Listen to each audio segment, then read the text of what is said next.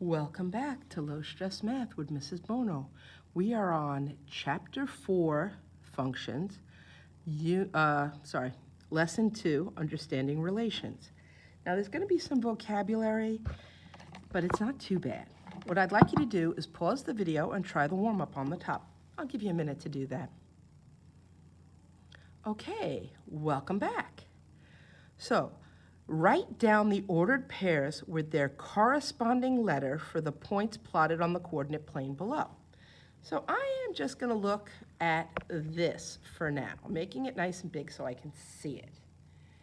And let's look at these points. So F is 4 to the right and up. 1, 2, 3, 4, 5. So that point is 4, 5. Now notice that I put parentheses and a comma. Otherwise, it's just two numbers. What makes it a coordinate is two numbers in parentheses separated by a comma. Now, the U is -1, -2, -3, -4, -5. You might notice there's no -5 written down here because I only put numbers on every other one of the lines. But that's okay as long as there's some indication of what each line represents. So this is -5, and then it goes up to 8. So my point here is -5, +8. And over here, -1, -2, -3, -1, -2. That point is at -3, -2. Now, I always go right, left before I go up, down. You have to walk before you can climb. So let's move those numbers over here onto the lines. F was 4, 5, parentheses and a comma. U, -5, 8, parentheses and a comma. N, -3, -2, comma, parentheses, make sure you have it written correctly. Okay, now we're going to talk a little bit about vocabulary and relations. A relation, well, you know you have some relations. Those are the people in your family, or some of your friends are relations, or even me. We have a relationship.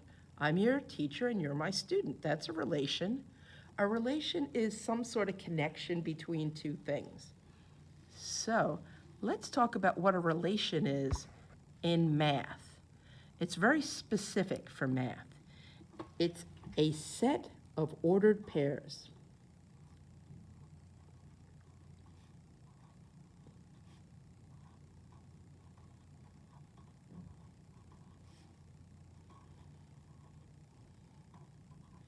A set of ordered pairs. Now, we've been using coordinates x and y as our sets of ordered pairs. But it doesn't have to be that. It could be any set of ordered pairs. Think about your shoes.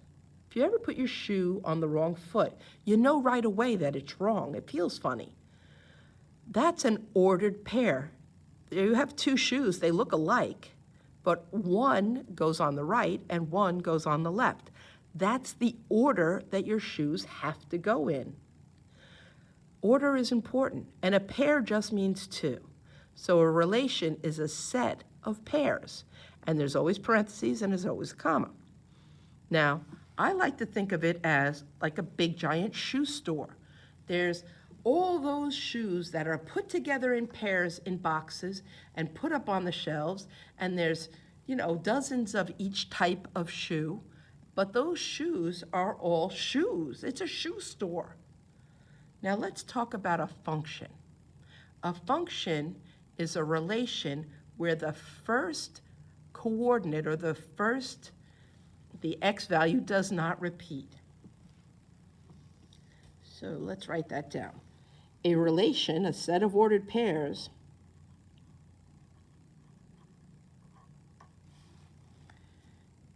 where the x value or the first coordinate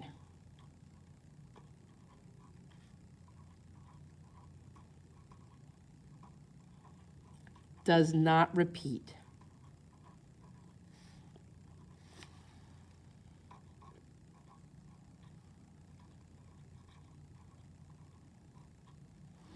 Now, I like to think of that as the shoes in my closet.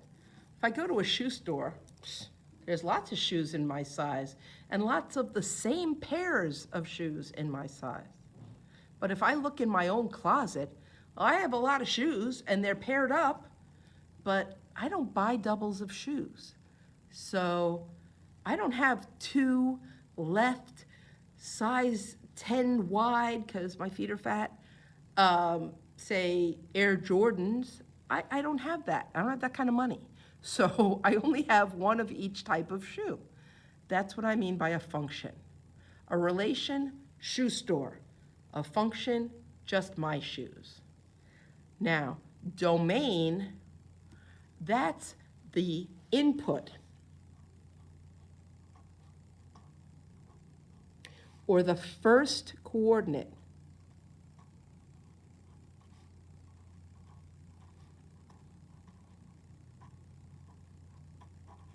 So it's the input, the first coordinate, or as I like to think of it, the x value. That's all the left shoes. So input, first coordinates, x values. And that's a set too, because it's all the x values in a relation or a function. It's all of them. Range, that's the output, or the second coordinate.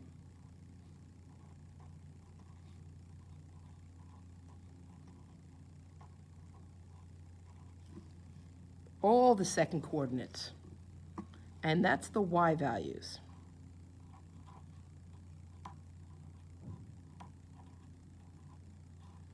So let's take a look down here at my relation. 0, -3, 4, 2, 4, -5, -6, 4.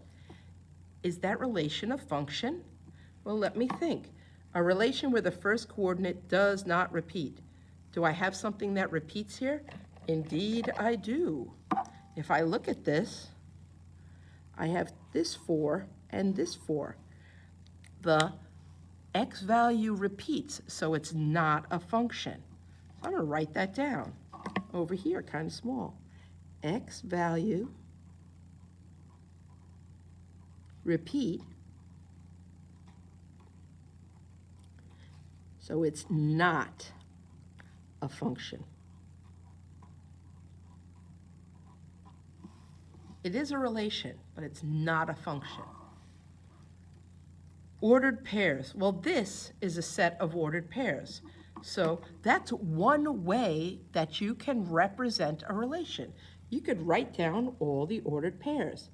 0, -3, and 4, 2, and 4, -5, and -6, 4.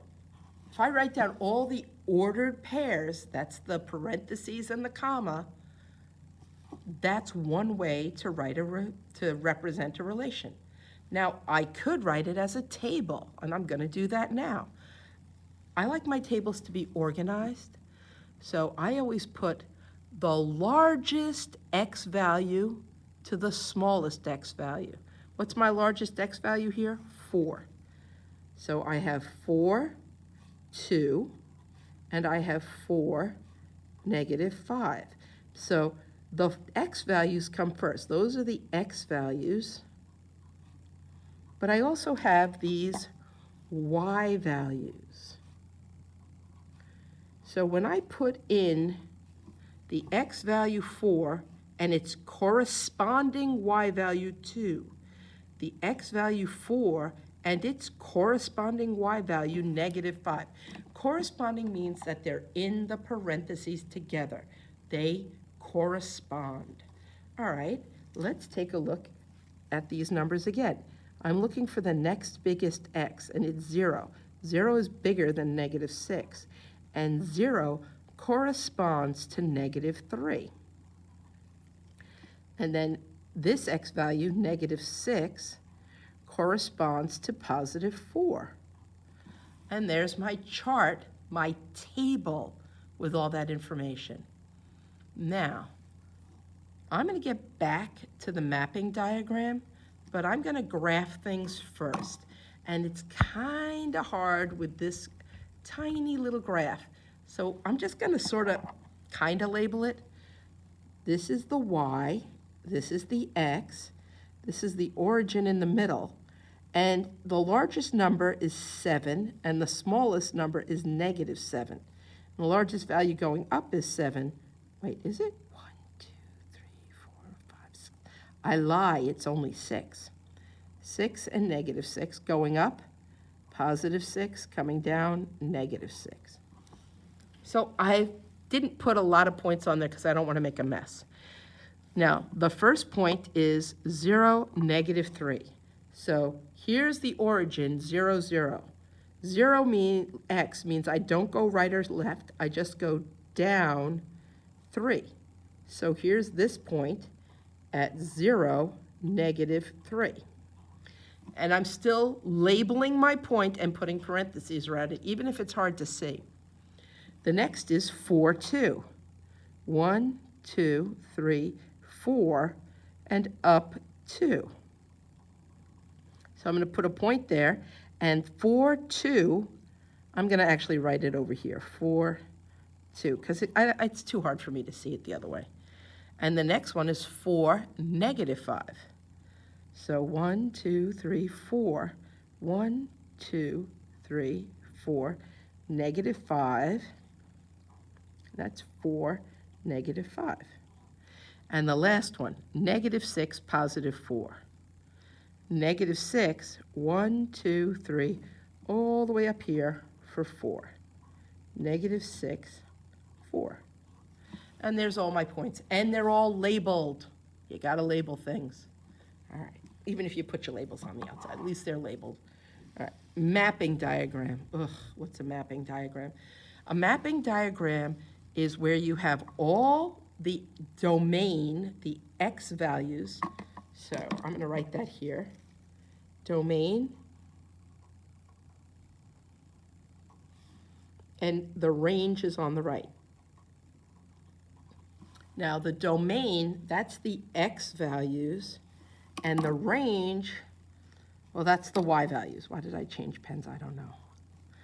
When you write it, you're going to start with the largest and go to the smallest, I think. Let me double check. I don't want to give you bad advice.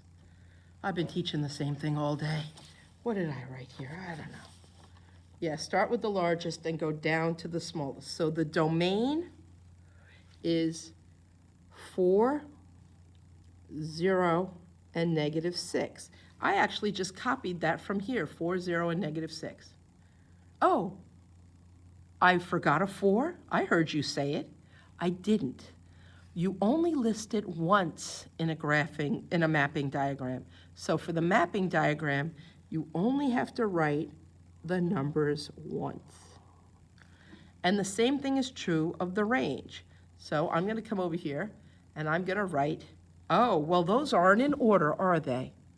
But I want to start with the largest and go down to the smallest.